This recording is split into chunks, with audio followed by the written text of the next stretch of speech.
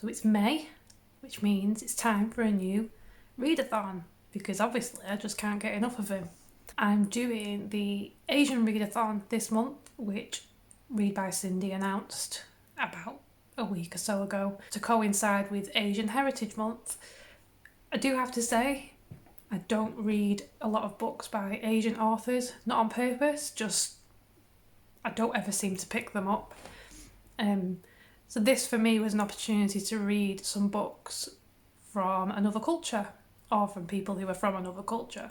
As soon as I saw Cindy's video, I went straight out on my phone, on my libraries, on Amazon, on Book Depository to try and find all the books that I wanted to read. If you do want to know more, I'll link the video down below so you can have a look at it. It is only the 2nd of May, so you can join in now. You've still got enough time to be able to read even just one or two of them. The problem that I had is my library didn't have hardly any of these books. Well, any of these books. So I've had to buy all of them. I did try and use some books that I already had, which was only 2 in the end. So I bought the rest of them. And one of them, the one that goes with the prompt to read a book written, no. The one that goes with the prompt of to read a book recommended by an Asian friend, I couldn't get hold of it in physical book, and I spent nearly £5 on an ebook, which is against my rules with ebooks. The most I will spend on an ebook is £1.99, and that's it. But for this special occasion, I spent £5 on an ebook, and it really hurt. So yeah, we'll get into the books I'm reading. Because there's only 5, well, there's 4 prompts and an extra. I'm doing all the 5. But I've all got my own list as well, because 5 books wasn't enough for the whole month, and I'm liking the fact that I have a list of books that I want to read in a month rather than just randomly picking. It's making picking a book a lot easier. I get quite anxious sometimes about picking a book because I've got so many, and it's like, well, I've got all this choice. How do I pick? Anyone else have that problem?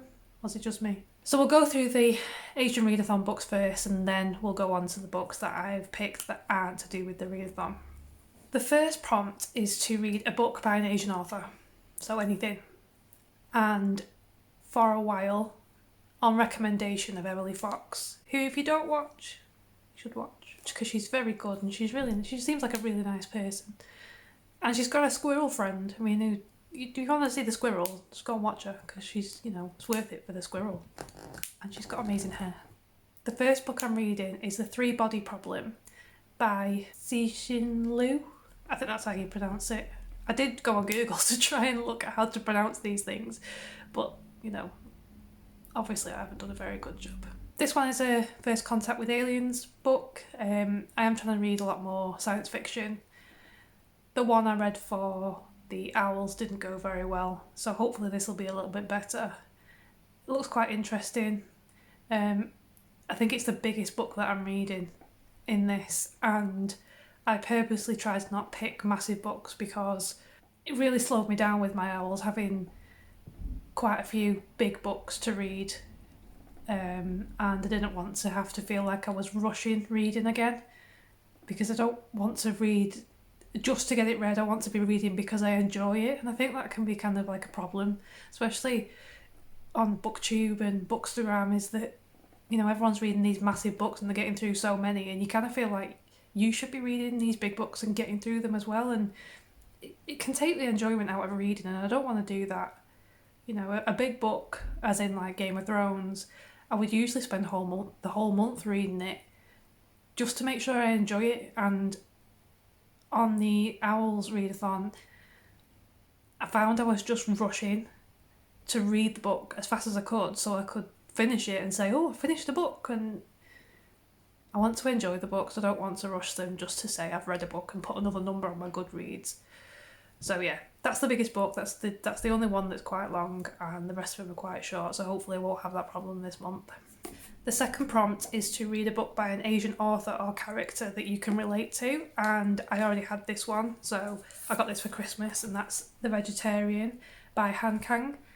I'm vegetarian, mostly vegan. I say mostly, but I can't really class myself as a vegan. So yeah, I know it's not really about being vegetarian.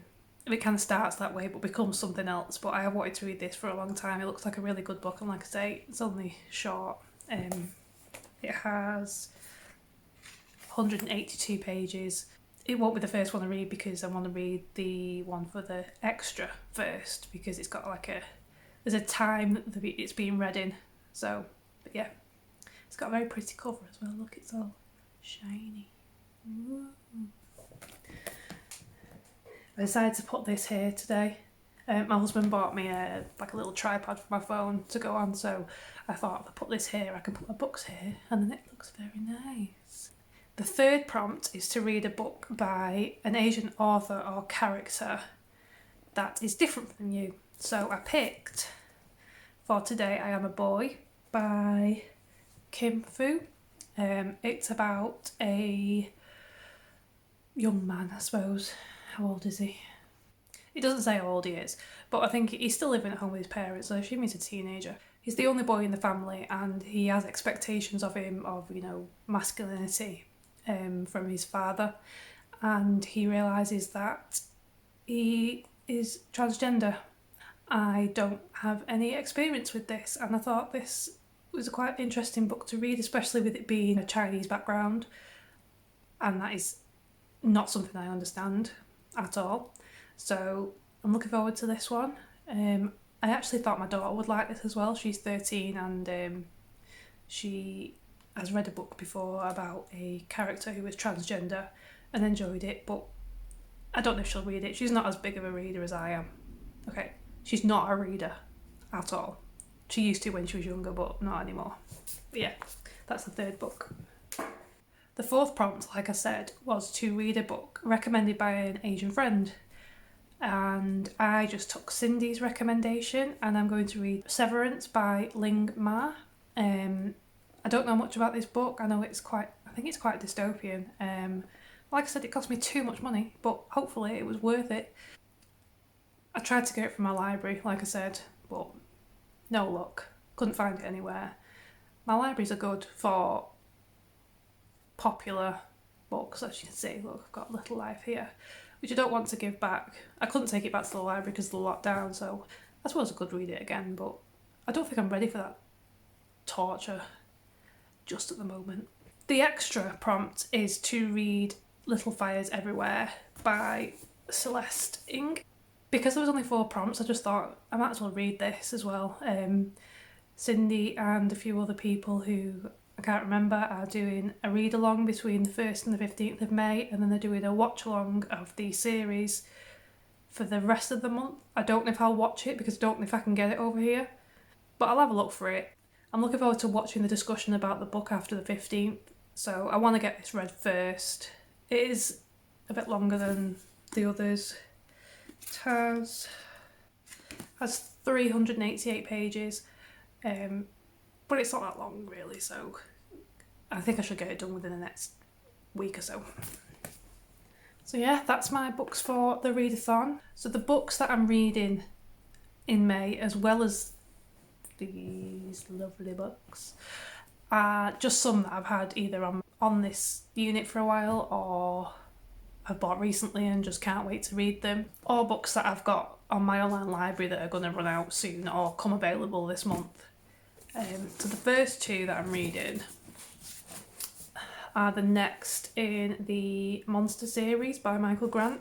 These are my sister's books, but I have bought them yesterday from Amazon because I got Amazon vouchers for my birthday. Oh yeah, it was my birthday yesterday. I read Monster about 2 months ago. I didn't love it as much as Gone.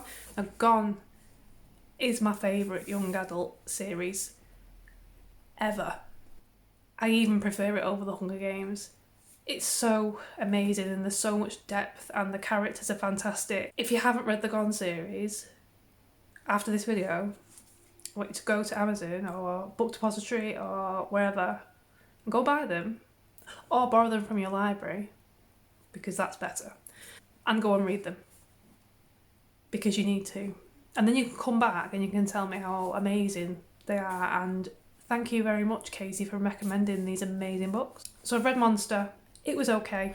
I missed the old characters, even though one of them, she was a major minor character, if you can put it that way. She's now like a main protagonist in Monster, and I think 2 of the other characters come into it at the end of Monster. So villains first and then hero. So I need to know what goes on. I need some more old characters. Oh wait, though there's another character in Monster that comes back from Gone. So he will probably have a big part in these as well, because he's an asshole. So he has to be there, doesn't he? Those will be going back to my sister. I don't think I'll even read these copies now that I've bought them. On my library, I have The Bone Season by Samantha Shannon. I read The Priory of the Orange Tree 2 months ago, and it was my first 5-star of the year, and it was absolutely amazing. I haven't read fantasy like that for a long time, and it just made me realise how much I love it, and I couldn't put it down, and I fell in love with all the characters, and I was so upset that it was on a standalone. But I found out from a friend that she has another series starting with The Bone Season. So I have started. I've read about a chapter when I couldn't sleep one night, and it looks really interesting. I'm just going to restart it when I come to read it. That gets returned to the library in about 12 days, so that I'll probably be reading that at night. I'm reading Little Fires Everywhere in the daytime. I also have To Kill a Kingdom by Alexander Christo. That becomes available in the middle of May. I think I got that as a recommendation from someone on BookTube, but I can't remember who it was. I don't even remember what it's about. I just know it sounded good when I requested the book, so I'm looking forward to reading it. And the final book, which I'm so excited about, The Babysitter's Coven by Kate Williams. I mean, just look at that cover. It's just beautiful. The reason I found these books is because I follow Rick Lee on Instagram. I have followed him for a long time, and he has done the artwork for this, and he posted the artwork he'd done for the next book. So as soon as I saw this and the cover, and then realised it was the Babysitters Club, but a coven, I was like, I have to read this book now. And I can't believe I've been able to just leave it sitting there until now. I think I bought it maybe a month ago. It's so beautiful.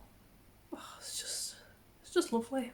So yeah, I think this will just take me back to my childhood when I read The Babysitters Club all the time. I used to get them out from the library just over and over and over again. I think I've read them so many times. I have been trying to get hold of them, but